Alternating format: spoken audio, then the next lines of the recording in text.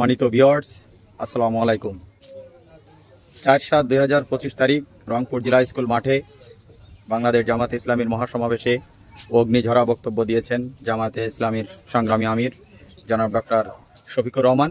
তো চলুন সেই অগ্নিঝরা ভাষণে কি আছে আজকের ভিডিওতে দেখে আসি। কেউ যদি আওয়ামী ফ্যাসিবাদ আমলের নির্বাচনের স্বপ্ন দেখে থাকেন, আমরা বলবো মহান আল্লাহর সাহায্যে আমরা সেই স্বপ্নকে দুঃস্বপ্নে পরিণত করবো ইনশাআল্লাহ। আমার সম্মানিত ভাই এটিএম আজহারুল ইসলাম বলেছেন রাখে আল্লাহ মারেকে, কিন্তু আরেকটা তিনি বলেন নাই ধরে আল্লাহ ছাড়ে খেয়ে। তারা যখন হুঁশ ঠিক থাকে না তখন নিজের লোককেও নিজেরা খুন করতে কুণ্ঠাবোধ করে না। যদি এই 24-এর পরিবর্তন না হতো, তোমরাও কি এইভাবে মুক্ত বাতাসে আল্লাহর দেওয়া আসমানের নিচে চলাফেরা করতে পারতা?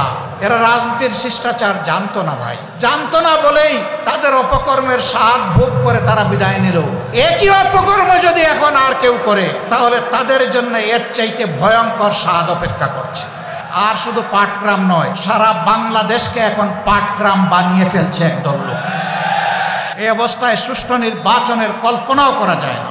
আমরা ওই সংস্কারও আদায় করে ছাড়বো এবং সুষ্ঠু নির্বাচনও আমরা ইনশাআল্লাহ আদায় করে ছাড়বো। উত্তরাঞ্চলের দুঃখ তিস্তা, এই তিস্তা ব্যারেজ এবং তিস্তা স্থায়ী প্রকল্প বাংলাদেশের জনগণের প্রাণের দাবি। আমরা চাই তা অবিলম্বে বাস্তবায়ন হোক। তাই নিয়ে কোনো টাল বাহানা দেশের জনগণ মোটেই সহ্য করবে না এবং কোন দেশের চক্রাঙ্গানিতে যেন আমাদের সরকার আর ভয় না পায়।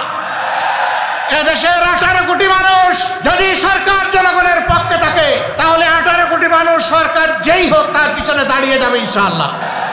তারা স্লোগান দিচ্ছে আবু সাইদ মুক্ত, শেষ হয়নি যুদ্ধ। রংপুরবাসী আপনারা বড়ই সৌভাগ্যবান। বিশাল আন্দোলনের আইকনিক পার্সন আপনাদের বুকের সন্তান আবু সাইদ, তার গর্বিত পিতা এখানে বসে আছেন। আমরা সেই মদিনার ছায়ার আলোকেই খেলাফত আলা মিনহাজুন নবুওয়া এই বাংলাদেশে আমরা দেখতে চাই। আমরা চাই প্রিয় দেশে সকল শ্রেণী পেশার মানুষ একত্রিত হয়ে আমরা দেশটাকে সামনের দিকে এগিয়ে নেব ইনশাআল্লাহ। নারায়ে তাকবীর, নারায়ে তাকবীর। আমির জামাতের আগমন, শুভেচ্ছায় স্বাগতম। নারায়ে তাকবীর, নারায়ে তাকবীর। আমির জামাতের আগমন, শুভেচ্ছায় স্বাগতম। আজহার ভাইয়ের পক্ষ থেকে লাউ সালাম শুভেচ্ছা। বেলাল ভাইয়ের পক্ষ থেকে, আজম ভাইয়ের পক্ষ থেকে নারায়ে তাকবীর, নারায়ে তাকবীর। বাংলাদেশ জামাত ইসলামী জিন্দাবাদ, জিন্দাবাদ। আমির জামাতের আগমন রংপুরবাসীর পক্ষ থেকে লাল গোলাপ শুভেচ্ছা। সংগ্রামী রংপুরবাসী, আজকের এই বিশাল জনসভায় এ পর্যায়ে বক্তব্য রাখবেন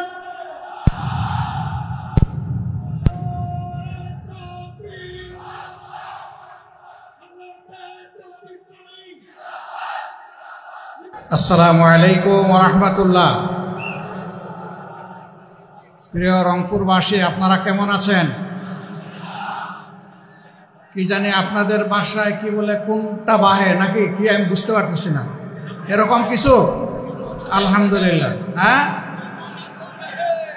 কেমন আছেন বাহে? আলহামদুলিল্লাহ, আলহামদুলিল্লাহ, আলহামদুলিল্লাহ রাব্বিল আলামিন। ওয়াসসালাতু ওয়াসসালামু আলা রাসূলিহিল কারীম ওয়া আলা আলিহি ওয়া সাহবিহি ওয়া আহলি বাইতি আজমাইন।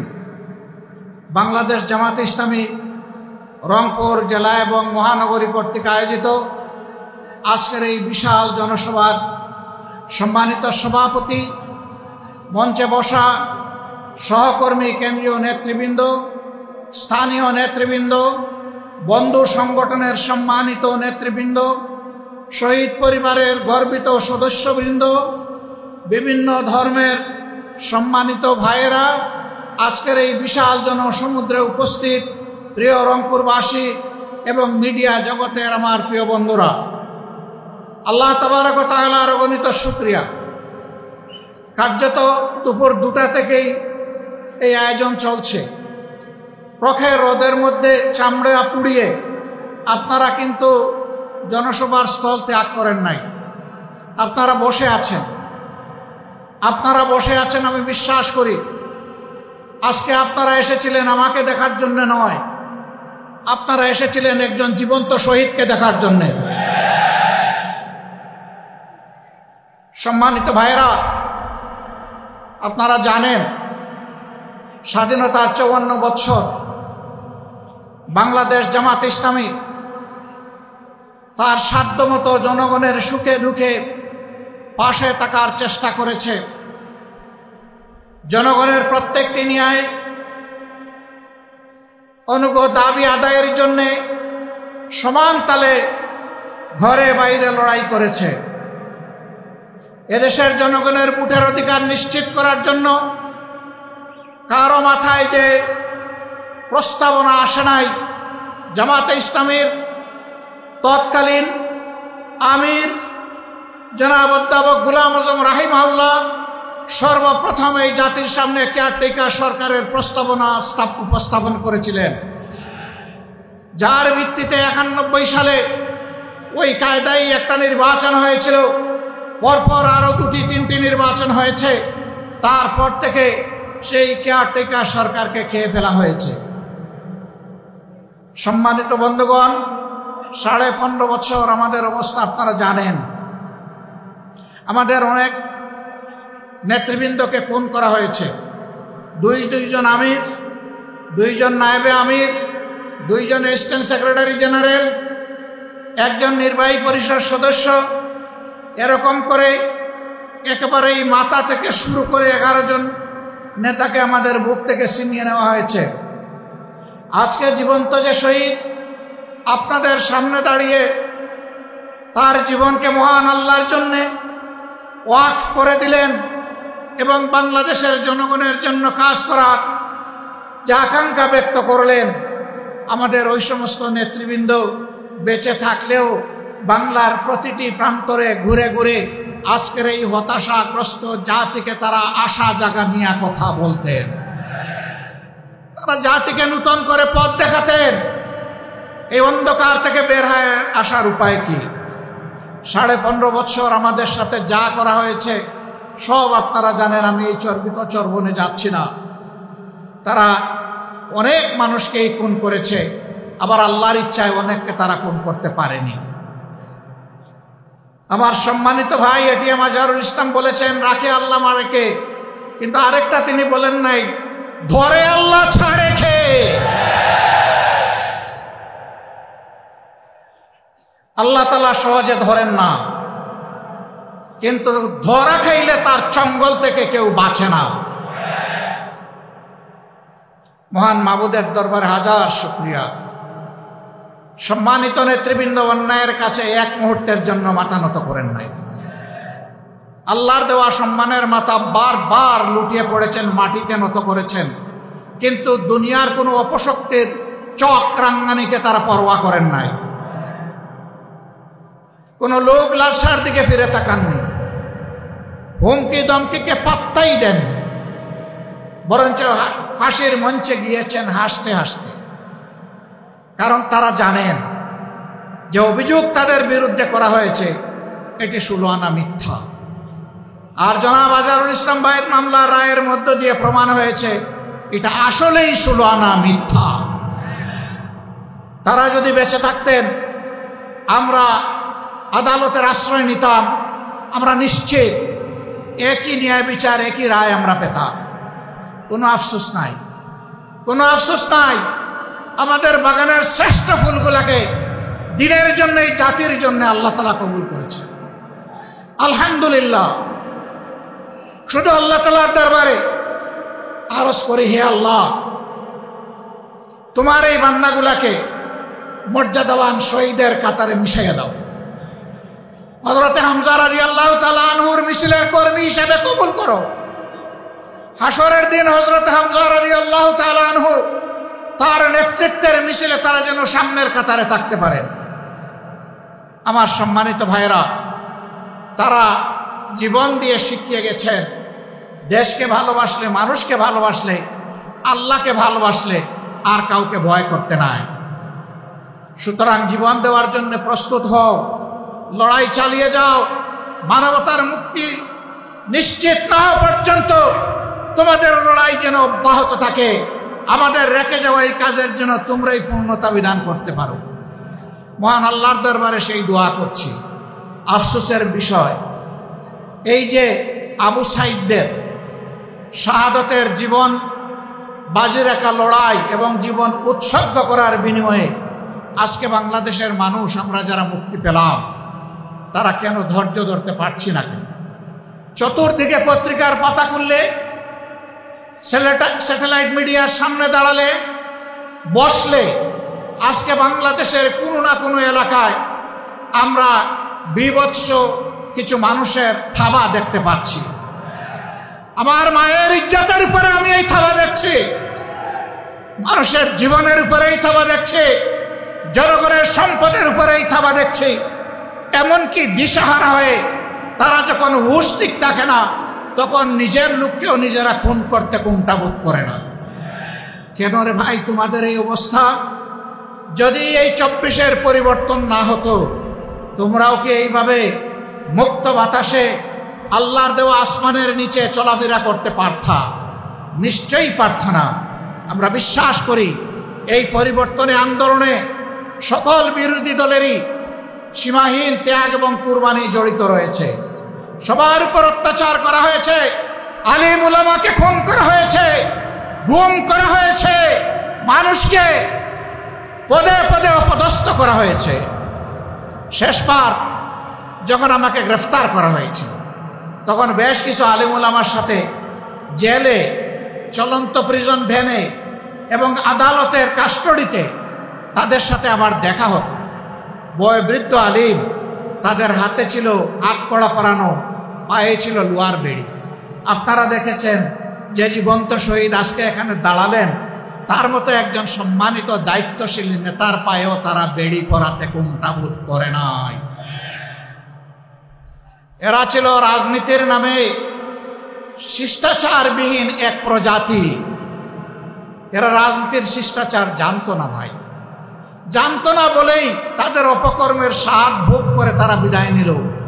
একই অপকর্ম যদি এখন আর কেউ করে, তাহলে তাদের জন্য এর চাইতে ভয়ঙ্কর স্বাদ অপেক্ষা করছে। আজকে আমি যখন সৈয়দপুর এয়ারপোর্টে নামলাম, কিছু সাংবাদিক বন্ধু আমাকে ঘিরে ধরল। আমি বললাম, ভাই আজকে তো কথা হবে জনসভায়, এখানে কথা না বলি। বলেছে না, আমরা ওখানে যাচ্ছি না, আমরা এখানে এই 2-1টি কথা অতি অল্প সময় শুনতে চাই।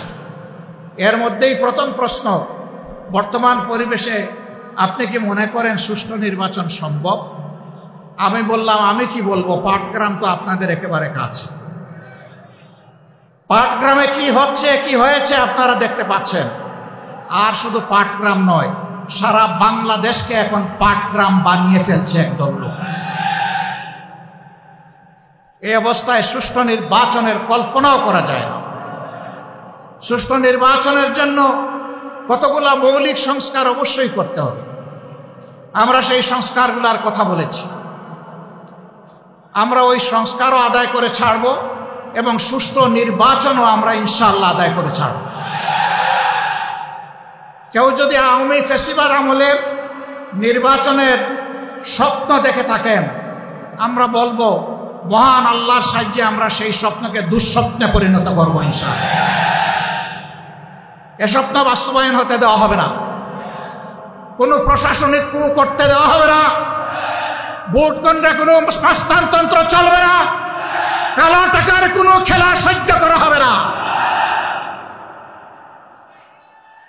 এটা মনে রাখতে হবে।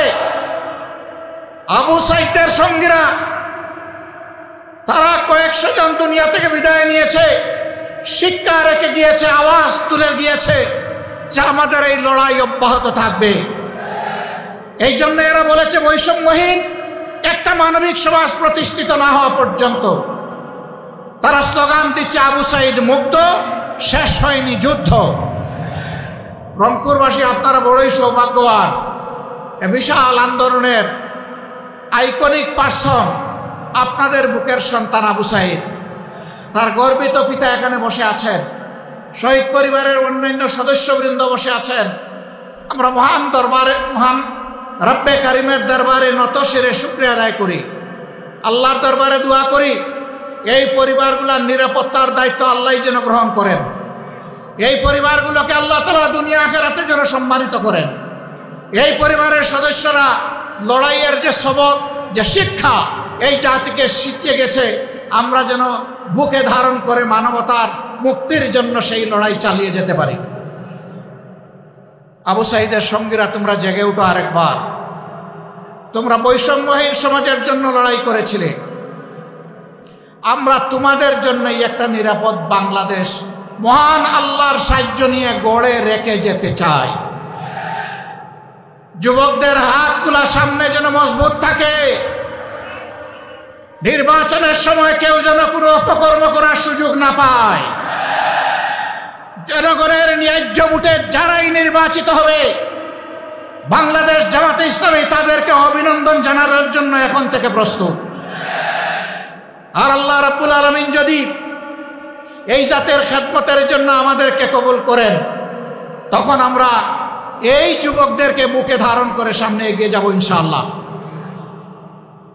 সম্মানিত ভাইরা, আমরা এমন একটি সমাজের স্বপ্ন দেখি, যেই সমাজ আমাদের শহীদ সন্তানদের স্বপ্ন বাস্তবায়ন করবে, যেই সমাজে কোনো বৈষম্য থাকবে না, যেই সমাজে জাতে পাতে ধর্মে দলে কোনো বিভক্তি থাকবে না, যেই সমাজে দেশটাকে জাতিটাকে ভাগ করা হবে না, গোটা জাতিকে ঐক্যবদ্ধ করে দল মত জাতি ধর্ম নির্বিশেষে আমরা সামনের দিকে এগিয়ে যাব। 54 বছর যারা সংখ্যালঘু নির্যাতন বলে মায়া কান্না করেছিল, আমি মহান রবকে সাক্ষী রেখে বলছি, সংখ্যালঘুদের সম্পদ এরাই ডাকাতি করেছে। আমরা এদেশে সংখ্যাগুরু মানি না, এটা বলেই তাদের ক্ষতি 12টা বাজানো হয়েছে, ক্ষতি সাধন করা হয়েছে। এই দেশের মাটিতে যারাই জন্মগ্রহণ করবেন তারা সকলেই বাংলাদেশের সমমর্যাদার গর্বিত নাগরিক। আমাদের কনস্টিটিউশন, আমাদের সংবিধান সকলকে সেই অধিকার দিয়েছে। আমরা কথা দিচ্ছি, আমরা সংবিধান বাংলাদেশের জনগণকে যা দেবে তার আমরা পাহারাদার হব ইনশাআল্লাহ। ওরা মালিক হয়েছিল রাষ্ট্রের, আমরা সেবক হব জনগণের ইনশাআল্লাহ। আমরা মালিক হওয়ার স্বপ্ন দেখি না। আমরা নির্বাচনে কিছু বিষয় আপনাদের জাতির সামনে উপস্থাপন করব, সে বিষয়গুলো সব এখনই আমরা খুলাসা করতে যাচ্ছি না। আশা করি প্রিয় জাতি বুঝতে পারবে বাংলাদেশ জামাতে ইসলামী আগামীতে কি ধরনের সমাজ গড়তে চায়। আমরা শুধু এতটুকু বলতে পারি, রাসূল করিম সাল্লাল্লাহু আলাইহি সাল্লাম যেই সমাজটা করে দুনিয়া থেকে বিদায় নেওয়ার আগে বিশ্ববাসীর সামনে ঘোষণা দিয়েছিলেন, আজ বিশ্ব সম্প্রদায়ের কাছে এমন একটি সমাজ উপহার দিয়ে যাচ্ছে, যেই সমাজে ইয়েমেনের সানা থেকে মরক্কোর হাজারামাউত পর্যন্ত 3500 মাইলের রাস্তা একজন পূর্ণ বয়স্ক যুবতী তার সমস্ত সত্তা নিয়ে একা একা সফর করবে, কোন জালিমের চোখ তার দিকে তুলে তাকানোর সাহস করবে না। মহান রব ছাড়া কাউকে তার ভয় করার প্রয়োজন হবে না। সেই দেশ আজকে বিশ্ববাসীকে উপহার দিয়ে যাচ্ছে। আল্লাহর নবী মুহাম্মদুর রাসূলুল্লাহ সাল্লাল্লাহু আলাইহি ওয়াসাল্লাম তিনি আর ফিরে আসবেন না, কিন্তু তিনি তার অগণিত উম্মত দুনিয়ায় রেখে গিয়েছেন। আমরা সেই মদিনার ছায়ার আলোকেই খেলাফত আলা মিনহাজুন নবুওয়া এই বাংলাদেশে আমরা দেখতে চাই।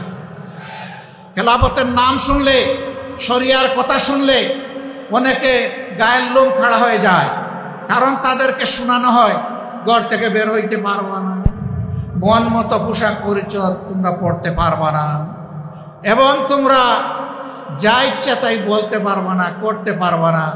লোভের বশবর্তী রাষ্ট্রের ধন চুরি করলে তোমাদের হাত জায়গায় থাকবে না। যদি তোমরা কোনো পরনারীর ইজ্জত লুণ্ঠন করো তাহলে তোমাদের জীবন রক্ষা পাবে না। এই কথাগুলো তাদেরকে শোনানো হয়। সঠিক, কিন্তু কেন, কিভাবে? একজন লোক যদি অভাবের তাড়নায় ক্ষুধার জ্বালায় বাধ্য হয়ে যদি চুরিতে লিপ্ত হয়ে যায়, রাষ্ট্র তার হাত কাটবে না, আমরা গ্যারান্টি দিচ্ছি। আগে রাষ্ট্র তার পেটের ক্ষুধা, পেটের আগুন নামানোর চেষ্টা করবে। যেই রাষ্ট্র তার নাগরিকের অন্ন, বস্ত্র, বাসস্থান, খাদ্য এবং চিকিৎসা, শিক্ষার ব্যবস্থা করতে পারে না, সেই রাষ্ট্রের তার নাগরিককে শাস্তি দেওয়ার অধিকার থাকতে পারে না। বলবেন তাইলে এখন যে যার মতো করে চলবে না। ওই রাষ্ট্র গড়ার আগ পর্যন্ত বর্তমান সংবিধান অনুযায়ী দেশের নিয়ন্ত্রণ এবং আইন শৃঙ্খলা সরকারকে রক্ষা করতে হবে। প্রিয় ভাইয়েরা, জায়গায় জায়গায় আমরা দেখছি, সাংবাদিক বন্ধু দ্বিতীয় প্রশ্ন করেছিল, দেশে বিভিন্ন মব হচ্ছে, আপনারা এগুলা সমর্থন করেন কিনা? আমরা বলছি মব কোনো নতুন কালচার নয় বাংলাদেশে। 72 সাল থেকে এই মব চলছে।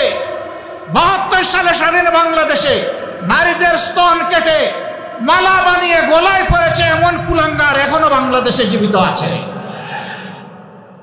সে নারী যেই হোক, সে আমার মা, সে আমার বোন, সে আমার মেয়ে, তার স্তন কাটা তো দূরের কথা, তার ইজ্জতে হাত দেওয়ার অধিকার আমার আল্লাহ কাউকে দান করেননি। সেগুলা কি মব ছিল না? জীবন্ত মানুষকে কুচিয়ে কুচিয়ে ব্যানার দিয়ে ক্যামেরার সামনে, মুভি ক্যামেরার সামনে হত্যা করা হয়েছে, সেগুলাও মব ছিল। তাই বলে আমরা কি মবকে সমর্থন করব? না, সমর্থন করার প্রশ্নই উঠে না। কোন নাগরিক নিজের হাতে আইন তুলে নেওয়ার এখতিয়ার রাখেন না। রাষ্ট্রের বিদ্যমান আইন, সে যে আইন হোক, সেই আইনের ভিত্তিতেই বিচার হবে যদি কেউ অপরাধ করে থাকে। অপরাধের বিচার করার দায়িত্ব জনগণের নয়, এই দায়িত্ব বিচার বিভাগের, সরকারের পক্ষ থেকে বিচার বিভাগ এবং সরকারকে, নির্বাহী বিভাগকে মিলেই বিচার নিশ্চিত করতে হবে। 24-এর গণবিপ্লবে, গণ আন্দোলনে যারা নিহত হয়েছেন, যারা ক্রিটিক্যালি ইনজিওর্ড হয়ে আহত হয়েছেন, যারা পঙ্গু হয়েছেন, যারা মেরুদণ্ডে বুলেট বিদ্ধ হয়ে জীবন্ত লাশ হয়ে নিজের ঘর কিংবা হাসপাতালের বিছানায় পড়ে আছেন, এখনো তাদের চিকিৎসা আমরা দিতে পারিনি। এই উপকর্মে যারা সরাসরি জড়িত ছিল, তাদের বিচার এদেশের জনগণ দেখতে চায়। তাদের বিচার যদি হয়, তাহলে ভবিষ্যতে কেউ কোনো দলকে তুষ্ট করার জন্য জনগণের উপর এই ধরনের নোংরা হামলা চালানোর আর দুঃসাহস দেখাবে না। আর যদি বিচার না হয়, তাহলে অবিচারের সংস্কৃতির কারণে বাংলাদেশ একটা জঙ্গলে পরিণত হবে। আমরা কি আমাদের দেশকে জঙ্গলে পরিণত করতে দেব? প্রশ্নই উঠে না। সম্মানিত ভাইয়েরা, আগামী নির্বাচনকে সামনে রেখে বহু ধরনের ষড়যন্ত্র আমরা লক্ষ্য করছি, বহু ধরনের কথাবার্তা ময়দানে শুনতে পাচ্ছি, বহু ধরনের ইঞ্জিনিয়ারিং এর আলামত বুঝতে পারছি। আমরা সবাইকে স্মরণ করিয়ে দেই, এই শেখ হাসিনা, তার হাতে সকল বাহিনী ছিল, দুর্দণ্ড প্রতাপ ছিল, জায়গায় জায়গায় নিজের লোক বসিয়েছিল, ক্যাডার মাস্তানদের দিয়ে রাষ্ট্র পরিচালনা করেছিল। কিন্তু যখন জনগণের জাগরণ, জনগণের বিস্ফোরণ যখন হয়েছে, তখন কি তাকে আর কেউ রক্ষা করতে পেরেছে? তাহলে যেই জনগণ এত মূল্য দিয়ে একটা পরিবর্তন এনেছে, সেই জনগণ আরেকটা ফেসিবাদ কায়েম করতে দিবে না ইনশাআল্লাহ। আমরা আপনাদেরকে কথা দিচ্ছি, ফেসিবাদ বিরোধী এই লড়াই ততদিন চলবে যতদিন প্রিয় দেশের বুকে ফেসিবাদের সামান্য চিহ্ন বর্তমান থাকবে। ফেসিবাদকে নিশ্চিহ্ন না করা পর্যন্ত আমাদের লড়াই কেউ থামাতে পারবে না ইনশাআল্লাহ। আর আমরা বিশ্বাস করি, এই সকল কিছু নির্ভুল, পূর্ণাঙ্গ একমাত্র সমাধান হচ্ছে আল্লাহর কুরআন এবং নবী মুহাম্মদুর রাসূলুল্লাহ সাল্লাল্লাহু আলাইহি সাল্লামের শাসন। এর বাইরে মুক্তির, শান্তির, ইজ্জতের, নিরাপত্তার কোনো রাস্তা নেই। রাস্তা একটাই, সেই রাস্তায় আজকে সমস্ত দেশপ্রেমিক এবং ইসলামী দল এক স্রোতে মিলিত হচ্ছে। আপনারা দোয়া করুন, এই স্রোতের প্লাবন সমাজের সমস্ত আবর্জনাকে যেন ভাসিয়ে নিয়ে যায়, কিছুই যেন না থাকে। থাকবে শুধু এই দেশের সৎ এবং সত্যপন্থী লোকেরা। সে যে ধর্মের লোক হোক, যে দলের লোক হোক, কোনো আপত্তি নাই। এখানে কোনো দুষ্কৃতিকারীকে আর প্রশ্রয় দেওয়া হবে না ইনশাআল্লাহ। সম্মানিত ভাইরা, আজকে আমরা বিভিন্ন জায়গায় যা দেখতে পাচ্ছি, এখানে ওখানে বিভিন্ন আক্রমণ এবং আইন শৃঙ্খলা বাহিনীকে কাজ করতে না দেওয়া। আমরা আইন শৃঙ্খলা বাহিনীকে বলি, অতীতে যারা অপরাধ করেছে তাদের ব্যাপার রাষ্ট্র দেখবে। এখন আপনারা যারা দায়িত্বে আছেন, আপনারা দায়িত্ব পালন করুন। আপনারা ন্যায়ের পথে থাকবেন, আপনারা অন্যায়ের বিরুদ্ধে ব্যবস্থা নেবেন। জনগণ আপনাদের পাশে দাঁড়িয়ে আপনাদেরকে শক্তি যোগাবে ইনশাআল্লাহ। আমরা আপনাদের পাশে থাকব, কিন্তু অন্যায় করতে দেখলে সবার আগে আমরাই কিন্তু প্রতিরোধ গড়ে তুলব।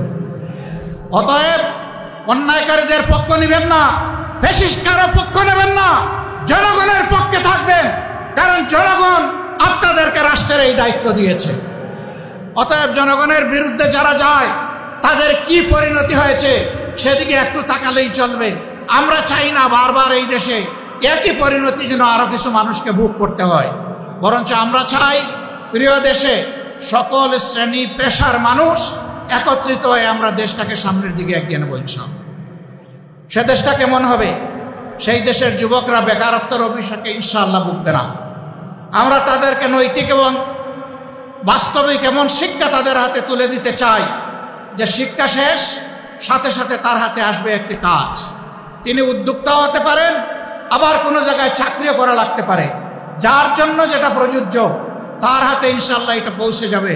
জিজ্ঞাসা করবেন এমন দেশ বাংলাদেশে আসমানের জমিনে আছে কিনা? এমন দেশ একটা দুইটা নয়, শত দেশ এইরকম আছে। তারা সার্টিফিকেট দেখে না, তারা ছাত্রদের ক্রেডেনশিয়াল নিয়ে যায়, ওখান থেকেই দিয়ে দেয়। আমাদের দেশেও তাই হবে। মা বোনদের কি হবে? 1.5 মণ ওজনের থালা কি সকল দরজায় ঝুলবে যে তারা বের হতে পারবে না? নৌ, তাদেরও যাদের প্রয়োজন আছে, যোগ্যতা আছে, প্রয়োজন এবং যোগ্যতা অনুযায়ী এই সমাজের উন্নয়নের সমান তালে তারাও ভূমিকা রাখবে ইনশাআল্লাহ। সেদিন দুইটা জিনিস বাড়তি পাবে, একটি তাদের মর্যাদা, আরেকটি তাদের নিরাপত্তা। এখন মর্যাদাও নাই, নিরাপত্তাও নাই, দুইটা তাদের হাতে তুলে দেওয়া হবে ইনশাআল্লাহ। আমরা যারা দুর্নীতিবাজ এরা আবার আমাদেরকে একটু ভয় পায়, কয় বাবা এরা আসলে আমরা বাঁচবো কেন? যেভাবে রাষ্ট্রের সাধারণ জনগণ বাঁচবেন সম্মানের সাথে, ঠিক একইভাবে আপনারাও বাঁচবেন সম্মানের সাথে। আপনি যা পাবেন তাই দিয়ে ইনশাআল্লাহ সম্মানের সাথে আপনার সংসার চলবে। এখন দুর্নীতি করতে গিয়ে এমনভাবে করেন যে শেষ পর্যন্ত কলা পাতায় ঘুমাইতে হয়, এইটার দরকার পড়বে না ইনশাআল্লাহ। একজন বিচারপতি কলা পাতায় ঘুমাইছে না, ওটার প্রয়োজন হবে না। সম্মানিত ভাইয়েরা, এই জন্য একটা বৈষম্যহীন, দুর্নীতিমুক্ত এবং আগামীর একটা মানবিক বাংলাদেশ গঠন করা হচ্ছে জামাত ইসলামের অঙ্গীকার। এই অঙ্গীকার পূরণে আমরা সৎ এবং প্রতিজ্ঞাবদ্ধ। গত 10 মাসের আমাদের কার্যক্রম তার প্রমাণ। এত মজলুম দল হওয়া সত্ত্বেও আমরা ব্যক্তিগতভাবে কারো উপর কোনো প্রতিশোধ নেই। আমরা বলছি আমাদের হাতে কোনো মানুষের জীবন, ইজ্জত, সম্পদ ক্ষতিগ্রস্ত হবে না ইনশাআল্লাহ, কারণ আমরা আল্লাহকে ভয় করি। আল্লাহকে ভয় করার কারণেই কারো ইজ্জতের উপর, জীবনের উপর, সম্পদের উপর হাত পড়বে না। সম্মানিত ভাইরা, আওয়ামী হায়নারা আপনাদের সন্তান, আপনাদের ভাই জনাব এটিএম আজহারুল ইসলামকে আপনাদের বুক থেকে ছিনিয়ে নিয়েছিল। মহান আল্লাহর অশেষ মেহেরবানি, তিনি মুক্তি পেয়ে সম্মানের সাথে, ইজ্জতের সাথে, আইনি লড়াইয়ের মাধ্যমে, দুনিয়ার কোনো মানুষের দয়ায় নয়, কৃপায় নয়, আল্লাহর দয়ায় তিনি মুক্ত হয়ে এসেছেন। এই মুক্ত মানুষটাকে আজকে আমরা রংপুরবাসীর বুকে আমরা উপহার দিয়ে গেলাম। আপনারা কি তাকে কবুল করে নিলেন? আলহামদুলিল্লাহ। এখন থেকে বাকি জীবনে তিনি থাকবেন আপনাদের পাশে, আপনারা থাকবেন তার পাশে ইনশাআল্লাহ। তিনি জাতীয় জীবনে যাতে গুরুত্বপূর্ণ দায়িত্ব পালন করতে পারেন, মহান আল্লাহর দরবারে সেই দোয়া কামনা করি। শহীদ পরিবারগুলোকেও বলি, আপনারা সন্তান হারিয়েছেন, বয়স যাই হোক, এখন এটিএম আজহারুল ইসলাম আপনাদের হারানো সন্তান। ইনশাআল্লাহ তিনি বাড়ি বাড়ি যাবেন, আপনাদের পাশে থাকবেন, পরিবারের সদস্য হিসেবে তার দায়িত্ব পালন করবেন। আপনারা শুধু বুকের ভিতর থেকে তাকে দোয়া করে দিবেন ইনশাআল্লাহ। প্রিয় শহীদ পরিবার, প্রিয় আহত পঙ্গু ভাইরা, আমরা আছি, আপনাদের সাথেই আছি, পাশেই আছি। আমাদের অনেক কিছু করতে মন চায় আপনাদের জন্য, সামর্থ্যের সীমাবদ্ধতায় পারি না। আপনাদের কাছে ক্ষমা চাই। আমাদেরকে আপনারা ভুল বুঝবেন না, আপনারা আমাদের জন্য দোয়া করবেন। আল্লাহ যেন আমাদের সামর্থ্য আরো বাড়িয়ে দেয় এবং আরো নিবিড়ভাবে যেন, আরো সম্মান দিয়ে যেন আপনাদের পাশে আমরা থাকতে পারি। আপনাদের সকলকে আজকের এই জনসভা সফল করার জন্য অন্তরের অন্তঃস্থল থেকে শুকরিয়া জানানোর আগে জনাব এটিএম আজম সাহেব তিনি যে দাবিগুলো আপনাদের সামনে উত্থাপন করেছেন সবগুলোই সঙ্গত এবং ন্যায্য দাবি। এর সাথে উত্তরাঞ্চলের দুঃখ তিস্তা, এই তিস্তা ব্যারেজ এবং তিস্তা স্থায়ী প্রকল্প বাংলাদেশের জনগণের প্রাণের দাবি। আমরা চাই তা অবিলম্বে বাস্তবায়ন হোক। তাই নিয়ে কোনো টালবাহনা এদেশের জনগণ মোটেই সহ্য করবে না এবং কোনো দেশের চক্রাঙ্গানিতে যেন আমাদের সরকার আর ভয় না পায়। এদেশের 18 কোটি মানুষ যদি সরকার জনগণের পক্ষে থাকে তাহলে 18 কোটি মানুষ সরকার যেই হোক তার পিছনে দাঁড়িয়ে যাবে ইনশাআল্লাহ। যে দাবিগুলো আপনারা উত্থাপন করেছেন, আল্লাহ যদি এদেশের মানুষের খেদমতের দায়িত্ব আমাদেরকে মেহেরবানি করে দান করেন, আমরা কথা দিচ্ছি এই দাবি নিয়ে ইনশাআল্লাহ আমাদের কাছে আর যেতে হবে না। আপনাদের দাবি মানে আমাদের দাবি। আল্লাহ যেন সেই দাবি পূরণের তৌফিক দান করেন। আল্লাহ হাফেজ। বাংলাদেশ জিন্দাবাদ। বাংলাদেশ জামাতে ইসলামী জিন্দাবাদ। আসসালামু আলাইকুম ওয়া রাহমাতুল্লাহি ওয়া বারাকাতুহু।